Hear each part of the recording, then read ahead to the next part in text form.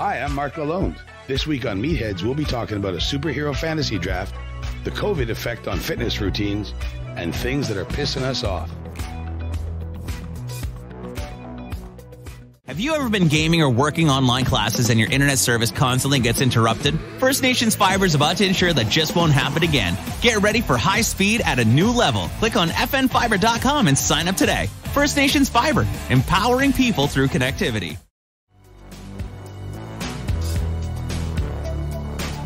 Ladies and gentlemen, welcome once more to Meatheads. My name is Marc Lalonde. I'm here, as always, with my man, Wage's fitness guru, the CEO of Total Fitness, Derek DeLille. Derek, how are you? Hey, I'm doing pretty good. Yourself? Great. Good.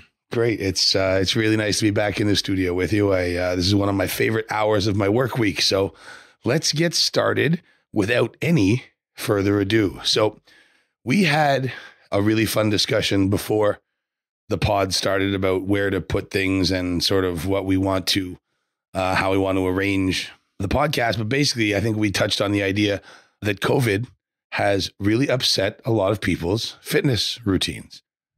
3 years, almost 28 months, 2.5 years of COVID, gyms closing, gyms opening, fitness routines getting disrupted, momentum stopping. What's been the effect that you've seen on the average exerciser?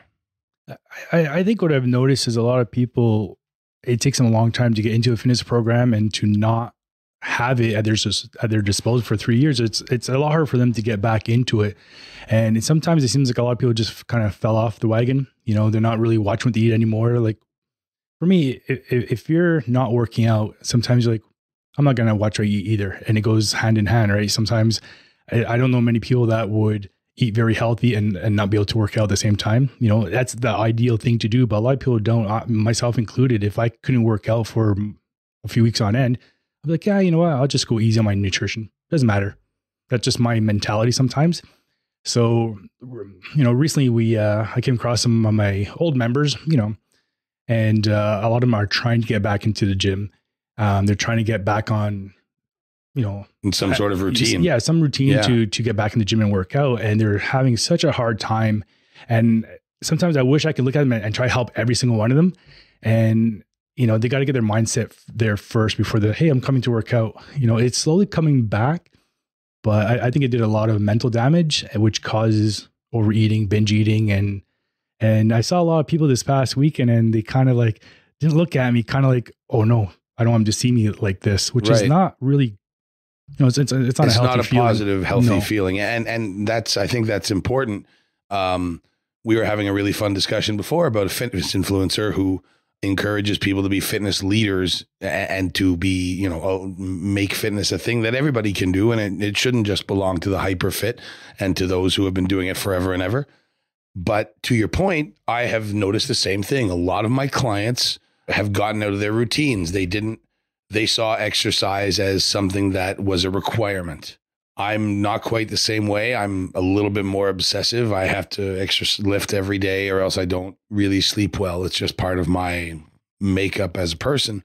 But at the same time, I would say that the people who are between, you know, on the intensity scale, I'm like a 9.5 out of 10. I would say the people who are between a 1 and a 6 on the intensity scale are having the worst time getting back into good habits and making fitness a part of their actual routine. Has that been something you've seen as well? Yeah, for sure. And for the people on that end of the spectrum, when they end up going to the gym, sometimes I think they feel self-confident or conscious of themselves. People are going to be watching them. And sometimes, like we were talking about before with this whole social media, some people like to look at those new people and make fun of them and shame them for what they're doing in the gym or not doing in the gym. And people need to realize they're there trying to make a difference. Instead of taking pictures and making fun of them and posting on social media for everybody to see, go up and help them and say, hey, this is how you do it. Why don't you join me? Show them something, right? If we're leaders, we should show. Well, and I agree with you to a certain extent, and we'll touch on that a little bit later. I've had some pretty negative experiences recently in different gyms, and it's you know, breaches of etiquette, things that you probably shouldn't do, faux pas. But you know, we'll attack that and the things that are pissing us off this week. a little bit later on in the show. But before we go any further, you know, I guess it's probably as good a time as any to remind people that, hey, summer's here. It's a nice time, you know, with you know, it's warm all the time, shorts and t-shirt weather. Why not get down to the gym once, twice a week and see how your body responds to it? Because it isn't just how you look. It goes a lot more towards how you feel. Oh, definitely. Like even when regular members take time off, their bodies aren't changing. It's their mentality. It's like, I feel soft. I feel this. I feel weak. I don't feel energetic. And nothing's going to change in a week or two, really. You know, it's all in the head. So when people are absent from the gym for such a long time, and, you know, this is what causes a lot of problems for some people. Right. And so, I mean, I've been inside your facility. It's a very welcoming facility. I would encourage anyone out there who maybe has some trepidation, maybe has some concerns, maybe has questions, go see Derek at Total Fitness. And I promise you'll find yourself in a welcoming, you know, encouraging, compassionate atmosphere. I know that's been my experience every time I've worked out there. So, you know, running a great facility speaks for itself. So, you know, it's worth a look if you haven't been in the gym in a while. So speaking of in the gym and goals, this week we decided to do a really fun fantasy draft because Thor: Love and Thunder just came out in theaters. And as a tribute to Thor, we came up with a fantasy draft of our top 5 superhero powers or traits that we would like to have as people. So, as always, I'm going to give Derek the floor and let him start and give him the first choice. We're starting from 5, going to 1. Derek, you're up. Okay, I think I have to choose Batman. I find he's, you know, he's smart. Right. He does have, you know, he has the need, the money, I guess, to get the equipment that he needs to become the superhero that he is. Right. And he's a fighter. He doesn't have superpowers like some of them do, but he's there fighting and he's doing the best that he can with what he has. Except his intelligence, which a lot of people would argue he's the greatest detective in comics history. So, I mean, taking Batman's intelligence is actually a pretty good one, and knocking that off the board makes me have to scratch one off mine. So I will move on to my next choice. That would have been one of mine right off the bat. So I'm going with one of my absolute favorite superheroes. When I was young, I didn't quite understand what made this guy so special. I thought, he's just a guy with a shield. So what is so cool about friggin' Captain America? Well, courage and integrity are real things, and he's never sort of wavered on either of those two things. So my selection at number 5 is Captain America's courage and his integrity, just because I don't think there's anyone better at being a good person in the history of the world than Captain America. True. So number 4, you're up. That would have to go to Iron Man. He's in the same category as Batman, in my opinion. He's smart, he's intelligent, he's confident, he's a little bit of a slickster. But again, he uses what he has to get the job done without much superpowers. Like, yeah, his outfit or his I wouldn't say a costume. His suit has powers, you know. So he uses that to fight crime. So his ability to engineer those suits. So you're going with brains again. All right, yeah. I appreciate that. I really do. But I'm going with brawn now. You went with brains twice, and I respect that. I do.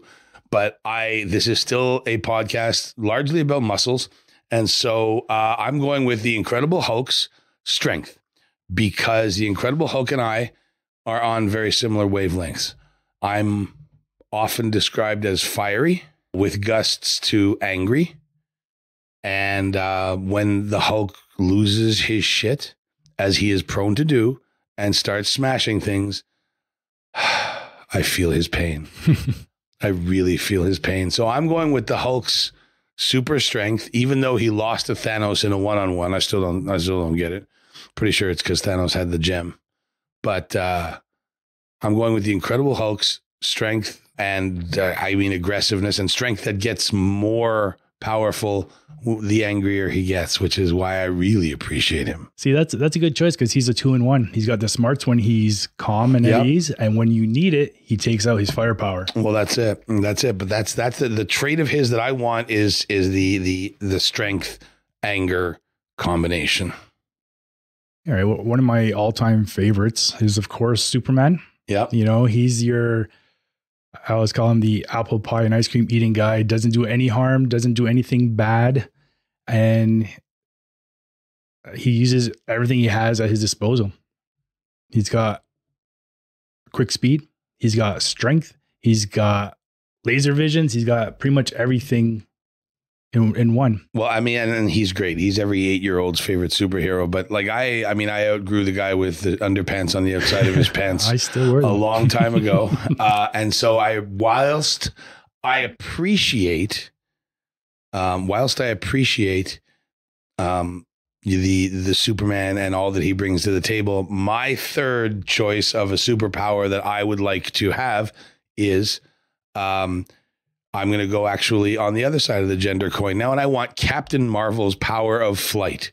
Okay, so powered by, I believe it was something that blew up in her face. I want to say it was Infinity Gem, or she, ate the power of an Infinity Gem, giving her the power of flight and the power to generate energy blasts from her hands and such.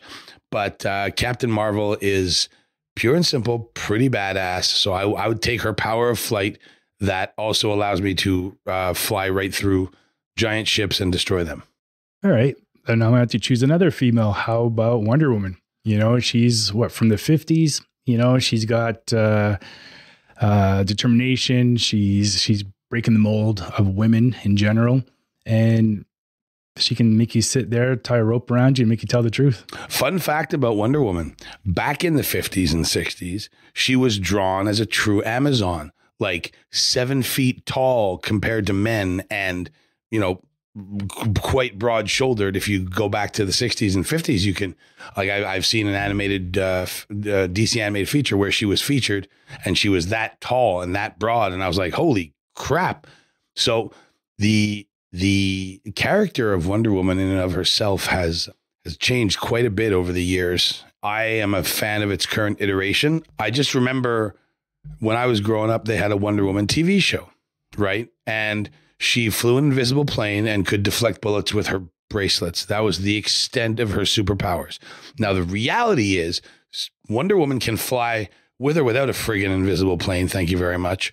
Wonder Woman is almost as strong as Superman and can do a lot of the things Superman can do. So for her to have been so shortchanged by Hollywood for so long is still something that sits and really sort of eats at me.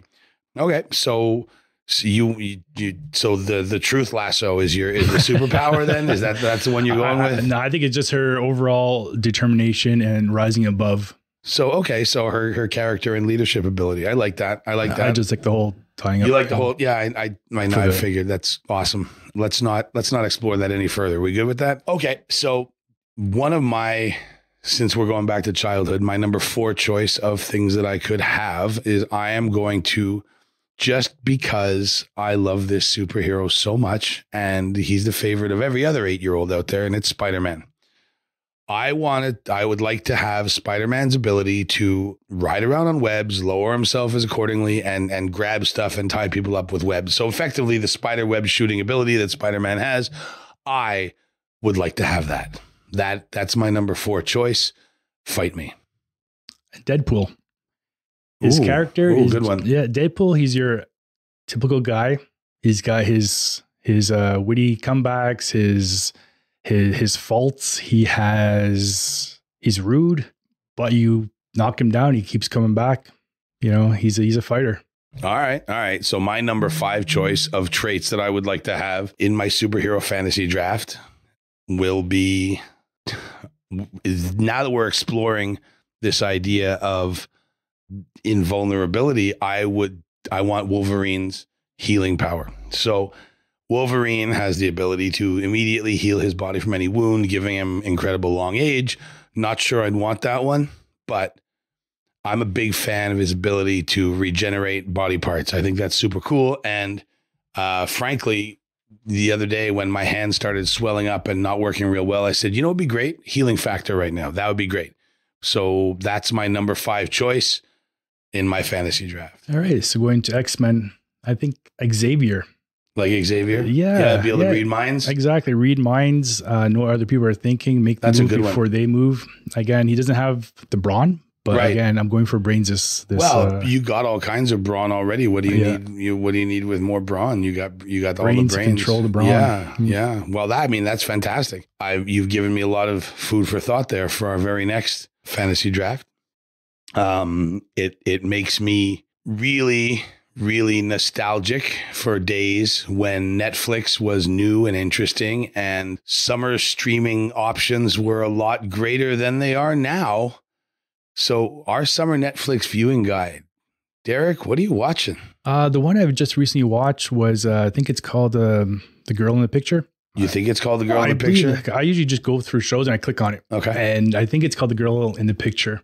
And see, I'm not into series as much because I like to have that climax. I like the action and then the resolution of the show. I can't get into series as much as, I don't know, maybe my better half likes to go into series all the time. Like, I need the ending. And I can't power watch too often. So I like to put on a good kind of like a science, like a thriller, a cop thriller type movie.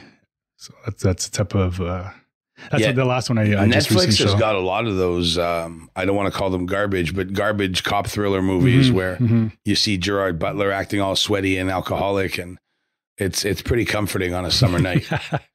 I'm not going to lie. I have been watching Stranger Things 4. Oh, yes. Stranger Things 4, my God, just one of the best things I can remember seeing in a long time. Now, if you have to have some time to invest, because there's 9 episodes in the season and all of them are over an hour long. But as you say, it's an issue. Stranger Things is an issue because there doesn't seem to be an ending. Even though the season ends, there's always a cliffhanger and something new and some other thing happening down the road. And I'm like, can we just wrap this up? Can we just put an ending on this that will emotionally satisfy me? And so that's why I gravitate towards movies as well. But Stranger Things is just too good. See, I don't think I watch fully all the first 3 seasons. My son, I'd watch it with him once in a while, but then this time he's like, Dad, you got to watch season 4. And I was hooked. That was one of the shows I watched back to back. I think the last one was maybe 2 hours. Was that right? Was it 2 hours? Yeah. 2 hours and 20 minutes. Yeah. And I just sat there in bed watching. I'm like, I can't believe this is it. And it's over. No, it can't be over, Can't be over. So do you have thoughts on the cliffhanger, which we won't get into, but just I'm not quite sure. Yeah, you don't. My son is he's like, Dad, there's gonna be another one. I'm like, there will be another one. I'm just disappointed that it has to that they can't put an end on this narrative first. I'm like, this was a story unto itself. Wrap this up, then move on to the next thing. I just hope we don't have to wait 2 years. Oh God, so long. That was bad. So bad. Yeah. And I remember the early days of the pandemic. I'm like, it'd be great. The 4th season of Stranger Things. And then the pandemic ended and then we got it. Yeah. Now, pandemic ended. Season 4 had nothing to do with the rest of the seasons, or do I need to watch that to understand? You don't necessarily need to watch season 3 to understand season 4. Okay, if you know the characters, great. Then it's 100%. All right, bring on season 5. Yeah, I'm dying to watch season 5. I hope it's not another 2 years before it comes out. Did you hear the one about the king who was only 12 inches tall? Nope. Well, he was a terrible king, but he was a great ruler. Nice. Yeah, I apologize for that. So we like to divide this into segments. One of our favorite segments on our show, month in, month out, week in, week out, I guess you can even say, is things that are pissing us off this week. Because Derek, there doesn't seem to be any shortage of things that piss us off. One doesn't matter when we record this. One of us always comes in with something that has irritated the crap out of us this week. Derek, what do you got? When you have a lot of downtime, these social media things pop up and it's about workout people. And now I remember when we were here one time, you asked me about what it's like what do I feel when somebody's recording and somebody walks in front of them and they get all upset. I've never really seen that until recently. A guy was kind of making fun of a video of that happening. I'm like, if you're in a public gym, a big gym and you got a camera that's, like 10 feet away from you and there's like a machine in front of you, and there is bound to happen where somebody's going to walk by, they're not with a photo bombing on purpose. It's a public place and they get offended and they get mad. Or some of these ones, they record themselves working out in like sexy clothes, let's say, and somebody looks at them and then they'll, oh, what are you looking at? Why are you looking at me like this? You know, and then they'll post that up. And they're recording that just to get that reaction, and they put that up online. So I start commenting on it. I'm like, what's the point of that? You know, I really don't miss working in a public gym. I love the private, you know, classes, and there's none of that going on. And I don't have to see any of that stuff because I don't know how I'd react. You know, I might just get annoyed and walk away or walk out. I'm like, what is this? Right. You know, I went to a public gym once and I just saw people doing stuff, and I'm just like, wow, like cameras everywhere. What happened to working out? There's like cameras, there's tripods and holding it up so they can see them work out. Like, I understand certain things you want to check your form on, but no, they're recording everything. Yeah. They record everything. Yeah. Even the wink at the camera, you know, just, I don't know. I was in, I'm consulting with a chain gym that runs gyms all across Canada. And the other day I was in one of their facilities working out, doing a thing. And some behavior that upsets me above all else is people taking up space in the gym they don't need to take up. So the young gentleman was doing a cycle of dumbbell curls. Perfect. Great. I said to myself, this kid's working hard. He's in there going, you know, he's taking the 10s, doing 15. Then he puts them right down, goes to the 15 pounders. I'm like, fabulous. This young gentleman, instead of placing the dumbbells on the floor in front of him, was kind enough to leave them in order on a bench next to him. A bench he was not using to work out, a bench that was not doing anything but caddying dumbbells when he was standing right in front of the dumbbell rack.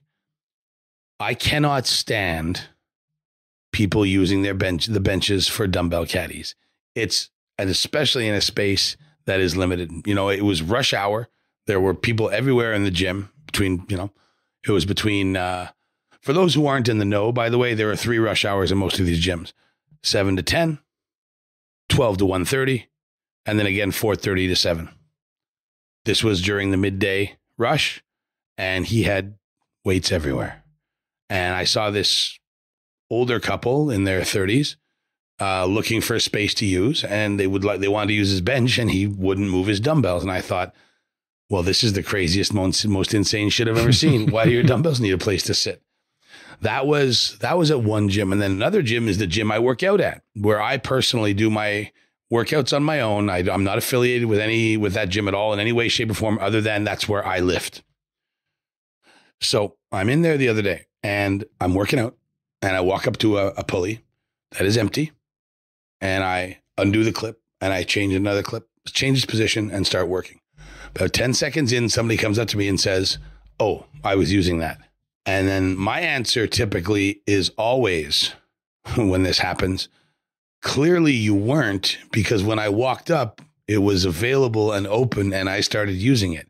So given that I'm using it now, no, you weren't using it. I am. I'm happy to share with you, but you have to wait until I'm done. This kills me. This kills me.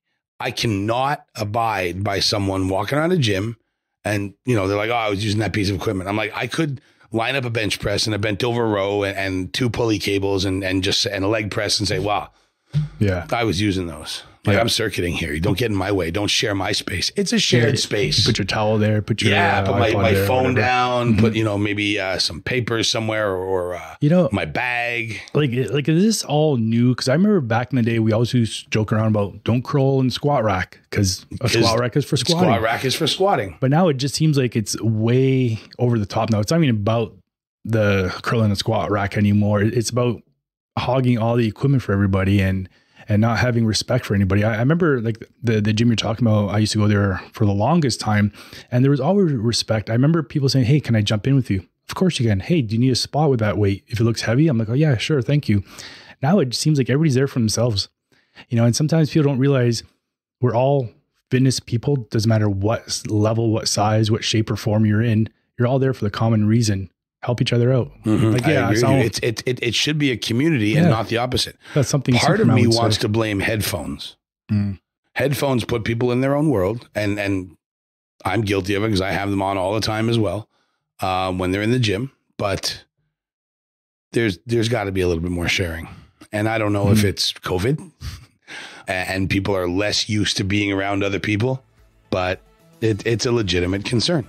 It's a legitimate concern. And my hope is that I don't have to deal with it for another month. Derek, it's been a pleasure as always. This has been Meatheads. Derek, thank you very much for joining us. My name is Marc Lalonde. Thanks for listening. Thanks for listening to Meatheads, and please check out our other podcasts on Apple, Spotify, or Google, or anywhere you listen to podcasts. Check out the front page, profiles, and the beating table.